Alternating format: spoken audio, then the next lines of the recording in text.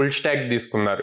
So full stock లో front end నేర్చుకోవాలి, back end నేర్చుకోవాలి, డేటాబేస్ నేర్చుకోవాలి, లేదా క్లౌడ్ ఆర్కిటెక్ట్ తీసుకున్నారు.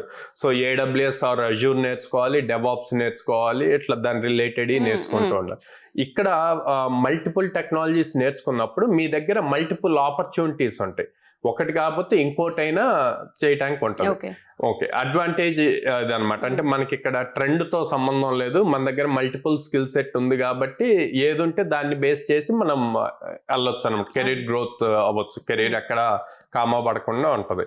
సో కానీ డిసడ్వాంటేజ్ ఏంటంటే అన్ని స్కిల్ సెట్ అన్నిటి మీద నాలెడ్జ్ ఉండాలి, ఇన్ డెప్త్ నాలెడ్జ్ ఉండదు. ఒక పర్టికులర్ దాని మీద ఐడియా ఉంటది. ఓకే, ఏం చేయాలి, ఏంటి, ప్రాక్టికల్ గా ఎలా కనెక్ట్ చేయాలి, ఇట్లాగ ఐడియా ఉంటది. ఇన్ డెప్త్ ఒక్క దాని మీద ఉండదు అనమాట. సో అందుకని నేనేం చెప్తాను అంటే ఇండివిజువల్ మల్టిపుల్ అన్ని కలిపి ఒక ప్రాపర్ సాఫ్ట్వేర్ డెవలపర్ అవ్వాలి అనుకుంటే T-షేప్డ్ ఫార్మెట్ లో ఉండాలి.